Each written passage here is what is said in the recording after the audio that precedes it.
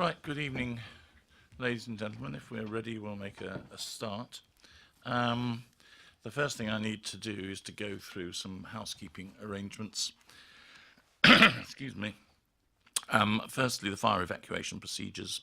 There are no fire alarms scheduled for this evening. Therefore, if the fire alarm sounds, please evacuate the building immediately. The fire exits are located at the rear and side of this room. Go down the stairs and meet in War Memorial Park. Secondly, just to alert you that this meeting is being webcast and it's functioning, and therefore anything that you say will be recorded for posterity if you're a part of the meeting, and hopefully only if you're part of the meeting and not shouting from the back. And then finally, on mobile phones, could we please ask everybody to turn their mobile phones off, and preferably not to spend time sitting during the meeting looking at their mobile phones either. And if you've got them on vibrate, please don't put them on the table because they make just as much noise on the table when they vibrate as they do otherwise. So I'm sure you've all taken that to heart. Yeah, wherever you like. Right, apologies for absence. There are none. We're all here. Declarations of interest. Thank you, Leader. Just on the paper 5, I've probably got an indirect interest, but just to be on the safe side, because it could be pecuniary, I'm going to leave the room for that paper. Okay, thanks very much indeed. Then we have the minutes of the last meeting held on the 6th of February. Is everybody happy with those? In which case I will sign them in due course and put them to one side. So we move straight to item 5, of which we have 3 speakers this evening. I just checked that they're all here. Councillor Tilbury and Keating are here, and Steve Williams. Fine, there you are. In which case, Mr. Williams, I'm going to ask you to be our first speaker if you want to come forward.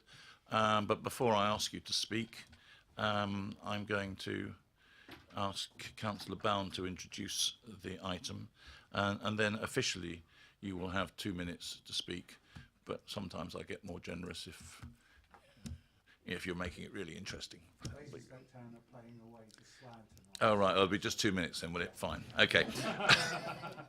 That's fine. Right, Councillor Bound. In that case, I'll try and keep my introduction as short as possible. Fundamentally, Leader, this paper suggests that we can secure the community use of the facilities in Winklebury. It secures Hampshire Football Association's home being in Basingstoke, and it secures a future home for Basingstoke Town Community Football Club and Basingstoke Town women's team. Much of this is achieved by the potential investment in an artificial pitch, with the current grass pitch only really being usable for 2 or 3 games a week. With a new artificial pitch, usage can be as much as 60 to 70 hours per week. I suspect for the fans of football across our town, this will feel like it's been a long time coming. I would personally like to thank Hampshire Football Association and Basingstoke Town Community Football Club for having an open mind to what is possible and working with us in such a positive and constructive manner. Particular thanks go to the community club for the level of consultation that's happened in the recent months with Winklebury community. So I would like to recommend that the Cabinet notes the collaboration between Hampshire Football Association and Basingstoke Town Community Football Club, which has resulted in a partnership approach for the use and management of the football facilities at Winklebury. That this approach is underpinned by the proposed provision of an artificial turf pitch that would secure 1, an expansion of football development activity delivered by Hampshire Football Association and Basingstoke Town Community Football Club, 2, improved access to high quality football facilities and activities for local leagues, clubs and the community of Winklebury, 3, an improved financial position for the council. That this approach would enable Basingstoke Town Community Football Club to relocate to Winklebury when the club is in a position to undertake additional facility improvements to meet remaining ground grading requirements for National League System Step 3, thereby securing its ongoing presence in the town. that there remain some risks associated with collaboration between Hampshire Football Association and Basingstoke Town Community Football Club, which all parties are seeking to mitigate. In view of the above, I would like to recommend that Cabinet approve the transfer of the football facilities at Winklebury to Hampshire Football Association on a 75-year lease in accordance with the draft heads of terms set out in appendices to the officer's report, that it delegates approval of the final details of the lease to the Executive Director of Finance and Resources and Head of Law and Governance and Monitoring Officer in consultation with the Cabinet Member for Property and Development, and delegates the approval of the final management agreement with Hans FA to the Executive Director of Borough Development and Deputy Chief Executive in consultation with Cabinet Member for Communities and Community Safety, being myself. Thank you very much, Councillor Bound. Just for the record, in point 6 there, or the third point of the recommendations, those are actually 3 separate people. Yes, when you read them, it sounds as if one person could be all 3 if we weren't careful. Right. Mr. Williams, the floor is yours. You have officially 2 minutes. The light will go orange and then red when you get to the end of that period, and we'll see how we get to then. If you'd like to press the button with the little face and the noise coming out of it. Okay, my name's Steve Williams. I'm Secretary of the new community club, Basingstoke Town Community Football Club. I want to really stress that this is a win-win situation for all the parties involved, for the community, for the council, for Hampshire FA, and indeed for the new community club that has been formed specifically to take over from the private ownership of the current Basingstoke Town Football Club Limited. It will lead, as Councillor Bound has said, to the provision of the state-of-the-art 3G artificial grass pitch, which will support extensive community use. There's been a fantastic partnership developed between the Hampshire FA and the community club, and that partnership is, I think, a strong one because we share the common objectives of promoting sport and football in particular in the community and increasing participation. That's an important role. We're not just about a first team football team, we're about increasing football usage in the community. And it's good that there are savings for the council, but equally there's no cost to the council in this proposal. So that must be a fantastic win for all concerned, especially for council taxpayers. It is an important first step in the survival of senior football in the town. It is only a first step because the community club is under no illusions that we have to work hard to generate the investment in the ground, income for our survival. And we look forward to working with the townspeople, with the community at Winklebury in particular, and with businesses, and indeed we'd look for council support. And I'm not making a plea for money, I am talking about the type of support that we've had so far in relation to that. So I wholeheartedly commend this proposal to you. Thank you very much, Mr. Williams. Any questions from members for Mr. Williams? Good. And thank you very much indeed. And these T-shirts are available at £18. Strangely enough, we just turned your microphone off at that point. Then can I ask Councillor Keating, as the first of our visiting members, to come forward and speak? Okay, I was going to, could you just nudge that way a bit and push that other chair that way? And then you'll be right in, no, it's not it's for the camera. I wanted you to be. I know, but the viewers want to see you in your full beauty. Is he? Right. What, the viewer? What, the one viewer? Right. And, Thank you, Chair. Hang on, I haven't got there yet. Right. Okay. Off you go.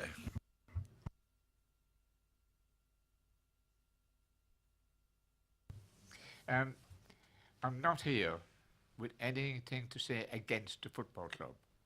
I want to preface my remarks by saying I'm here to support the football club in any shape or form they will need. But the key part of my contribution tonight is the implications and the facts that occur after the football club is moved. Camrose ground is owned by 29% of the Camrose ground is owned by Basingstoke and Dean Borough Council. the local councillors, my two colleagues, have given me the right to speak on their behalf as well. We do not want the Camrose ground, including or excluding the 29% that we own, to be high density housing. We've had a private briefing that people want to put high density housing. We don't want that. I'm not prepared to go any further into that because the briefing was private. We've also had from Hampshire County Council a private briefing which inhibits my ability to expand on our approach, but that private briefing effectively is considering blocking off the main arterial road within Southam, i.e. Western Way, stopping it accessing Brighton Hill Roundabout. Now, there are two implications there. If there's housing, we don't want it, and we want our 29% to be voted against housing. If it's blocking off Western Way, the option is to twist the road round at the Brighton Hill Roundabout end and put it through our 29% of the Camrose ground. So we don't want to disadvantage the public of Southam, and we do want to ensure that their interests are protected, and we don't want our 29% to be sold for just a profit, irrespective of the wishes of the people of Southampton. So I'll just repeat, we're in favour of the proposal for the football ground. Thanks for your time. Thank you, Councillor Keating. I think just for the point of clarity here, I'm not going to allow any further discussion on the points that you raised because we're here to discuss the transfer of the land in Winklebury to the FA, and we're not here to deal with that. I just would like one point of clarification. When you say that you're against housing, did you mean to say you're against high density housing or any housing? Specifically say Well, you did it the first time. The second time you didn't. And well, for the rest of the meeting and the rest of the year, it'll be high density housing. that's. I just wanted to, because otherwise you could have been misinterpreted. But obviously, each one of these issues, whether it's whatever comes forward as a proposal from the owners of whichever piece of land, and whatever comes forward as a proposal from the Highways Authority, which will obviously have to be consulted on at stages, there'll be plenty of opportunity to go forward on that as and when the time comes. But thank you for that. If I may comment, by cutting off one housing estate to the advantage of another doesn't really make sense to us when we're taking the bad end of the stick. I'm not going to comment on it at all because you've had a private briefing on it, and there's obviously a lot of complexity in there. And it wasn't just me, it was all of the groups. yeah, but I think we need to look at that as a separate issue. So thank you very much. Thank you. And now, Councillor Tilbury.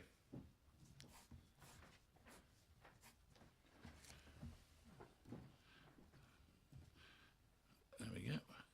Yeah, I know, he's just... can we see you over the top? Yes, we can, just.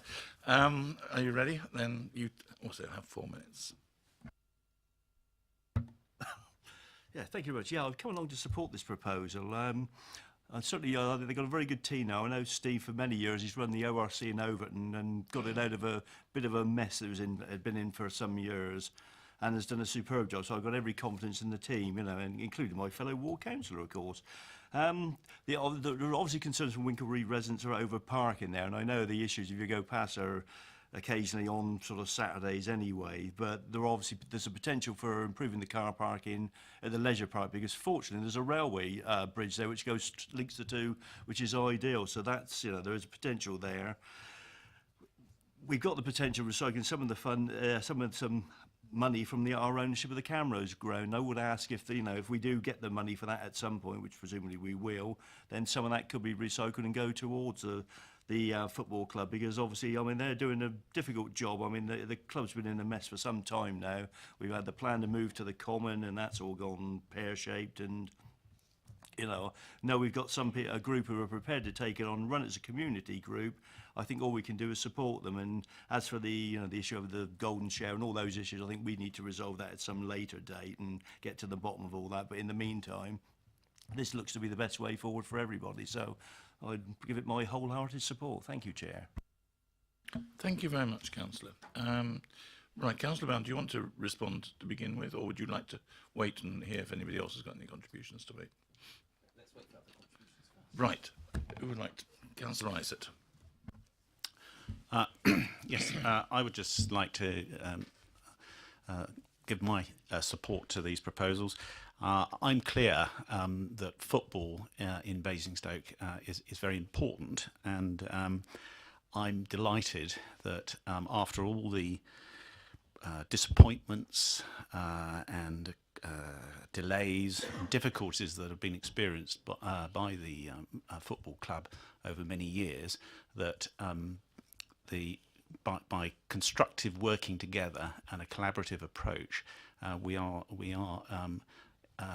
have in prospect a good solution for all concerned, and that's not just for the senior team, but for those who play football as a leisure pursuit, and also those who are spectators. So it's a reflection that of good people sitting down together and coming up with workable solutions. And I will do everything I can in my role as the Cabinet Member for Property and Development to ensure that the agreement that is in this proposal is fulfilled.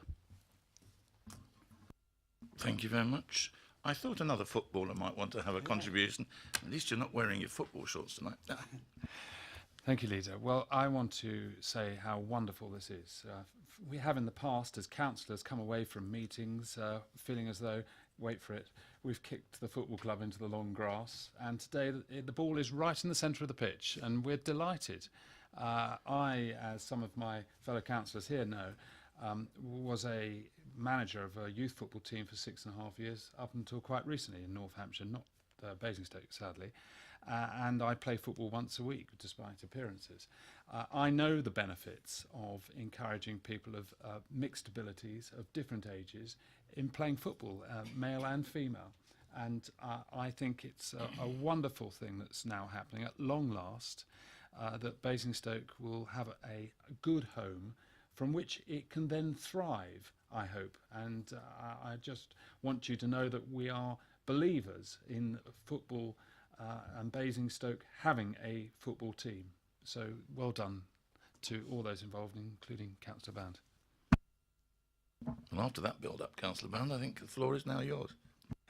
I wouldn't want to miss this opportunity to talk about a very regular topic of mine, which is car parking, because I think there is something that says that has been a consistent concern. It's something that's been raised a lot in the consultation. I know Steve Williams has dealt with it a lot in this process, and it's one of the things that we've talked a lot about within the conversations with this site. And I know the work that's been done by the Community Football Club as far as looking at what capacity is required on the site on match days. As Councillor Tilbury quite rightly says, there's an underpass to the leisure park, so potentially there's a large capacity for car parking. And I know looking at transport plans has been one of the key work activities for both the football club and Hants FA. So, you know, there is something that gives me great confidence in their business planning that's happened to make this very feasible as a way forwards, and looking at how they really do work in a very true sense with the local community rather than against it, and hopefully resolve some of the car parking issues that perhaps the local community have been had a historic perception that they've come from the Winklebury football complex, but come from different places as well. So, you know, I have great confidence in the team that will be there to take this site forwards. In which case, members, are we all content to approve this? I think we get the general feeling that this is a very good step forward and something which is very nice to see happening. And bearing in mind that kick-off is 7:30, I think, isn't it, Sam? 7:45. Even so, given the trip down the motorway and things, may I wish the team as good a success as Brighton managed to achieve at the weekend. So. Right, thank you all very much. Then let us move on to the next item, which is the item 6, the adoption of the Sherfield on Loddon and also the St Marybourne neighbourhood plans. Councillor Raffel. I'm trying to find the page number, but I can't get it quickly enough. Sorry, how much? 103. Oh God. It's about time we had a paper copy. I had no idea how to do that. We're there now. There we are. I'd like to congratulate the chairman of the Sherford and Loddon Neighbourhood Plan Working Party, John Darker, and all those who work with him, including the parish council led by Councillor Venetia Rowland, in creating this well-written and highly informative neighbourhood plan. I note that following the loss of the southern part of the parish to new development, and now that the new parish of Sherfield Park has been created, and following the well-known proposals around the land at Redlands, the parish council wished to protect the surrounding countryside and maintain the strategic gaps identified in the local plan in order to maintain their separation of their community from the other communities expanding from the south. And I think these are laudable aims. It's worth remembering, as we consider what they've set out to achieve, that when we were writing the local plan, we were told that we couldn't have strategic gaps. And we as members, as a whole, as councillors, said, well, we wanted to have them. And of course, we've got them. The inspector said we could have them. And strategic gaps remain important features in our local plan to protect existing communities from being overwhelmed by the expansion of new communities that are close to them. And it is the strategic gaps that have provided a degree of certainty as to the expansion of the communities to the south, so that the parish of Sherford on Loddon has been able to develop a shared vision with a degree of certainty of the shape of development and growth within the parish. So I'd like to congratulate and recommend to Cabinet that we recommend to full council that that particular neighbourhood plan is made by full council. St Marybourne's neighbourhood plan, because we're doing two for the price of one tonight, if you wish to see the diversity of rural areas within our borough, you only need to contrast and compare these two neighbourhood plans. They have different landscapes, different development needs, different pressures, different focuses in terms of the important towns that they rely on nearby. And they are differently constructed neighbourhood plans as well. And I'd like to congratulate Andrew Shegog and the Parish Council in producing this neighbourhood plan. The plan sets out how new homes can be found for the young and the old to enable those people to stay within the parish. That's its vision. It's looked at how redundant agricultural buildings can be converted to homes. It's looked at where there are plots of land that can be provided for new homes to be built, a form of infilling perhaps in the village. Interestingly, 14% of the population is in low-cost accommodation at the moment, and 32% of the population is renting, demonstrating that low-cost and rented accommodation are an integral part of the housing mix in the parish and something which they're looking at expanding. It's a very much a sort of bottom-up approach to how they can cater for the needs of the parish, and focusing on the policies that they have created, which, if new applications come forward, that they will then guide the decision making as to the appropriateness of the development. So I support what they're doing. I congratulate them on coming together and creating it, and I recommend to Cabinet that you recommend to full council that this neighbourhood plan is also made. Good, thank you very much. Members, Councillor Isaac, one of these is in your ward. you no doubt would like to say a few words. Thank you. Yes, I would like to have the opportunity. I'd like to echo what Cabinet Councillor Raffel has just said in relation to both of the neighbourhood plans, in particular in relation to St Marybourne, which is in my ward. I'd like to congratulate Andrew Shegog, Katie Dixon and the rest of the committee. They've put in years of hard work into this, and I'm sure that it was a relief, but also a great outcome for them that 86% of those who did voted in support of this proposed plan.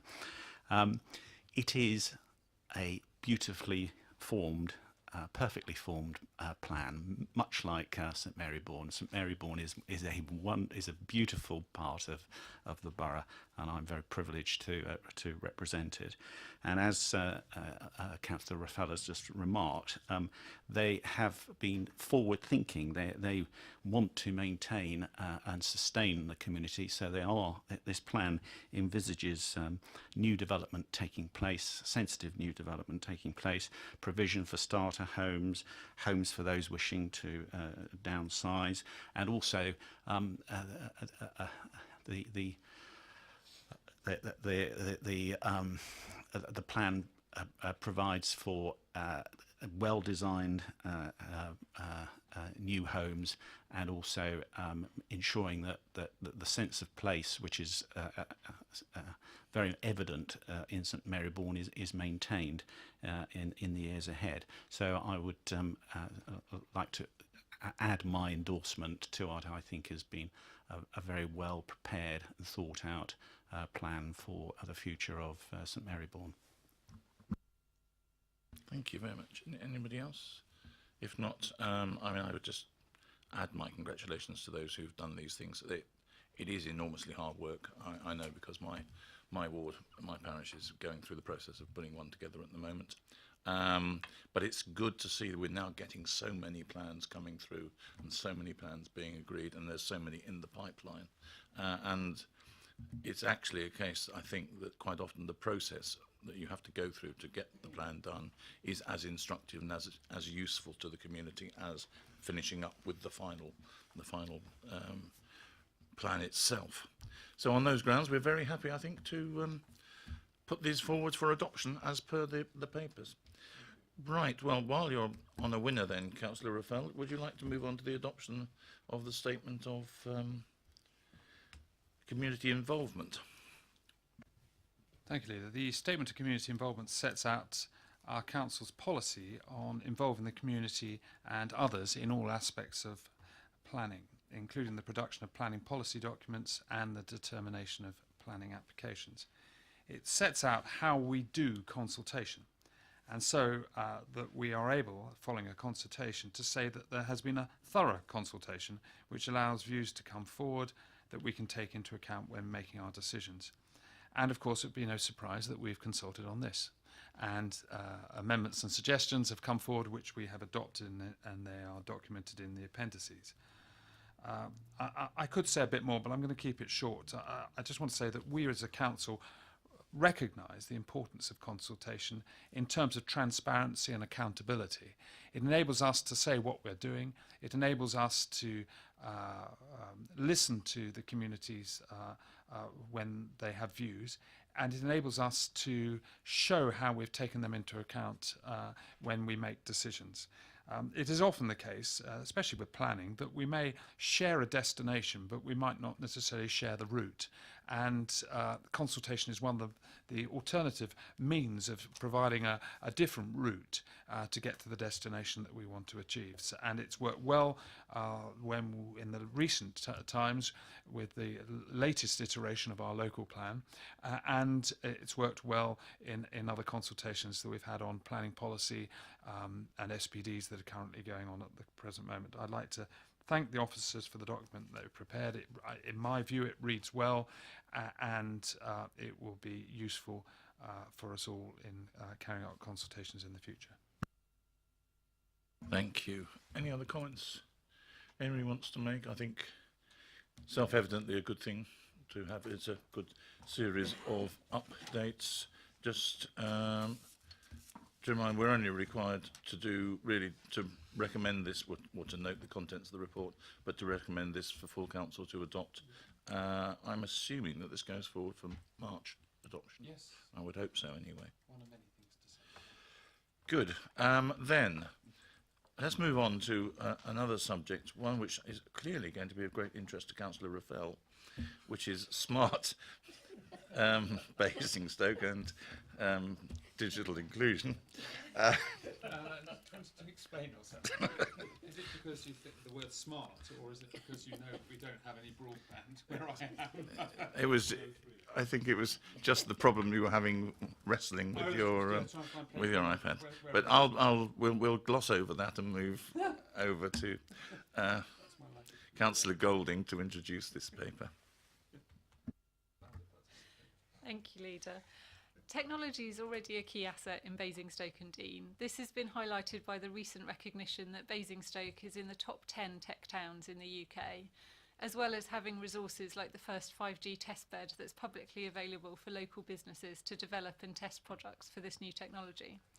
So Smart Basingstoke is a new initiative and aimed at making sure residents in Basingstoke can gain the most from new and emerging technologies.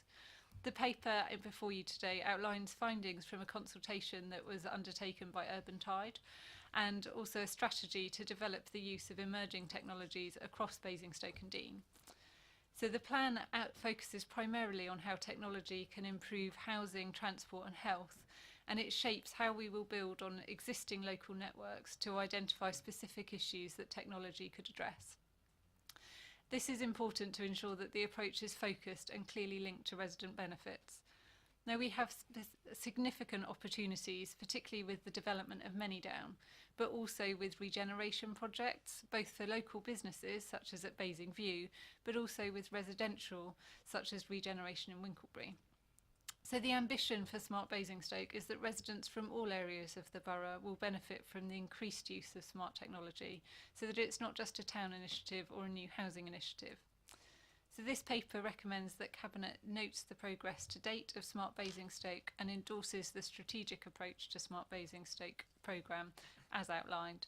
I would ask that members acknowledge the hard work that officers have put into this project so far and support this recommendation. Thank you very much, Councillor Golding. Councillor Band.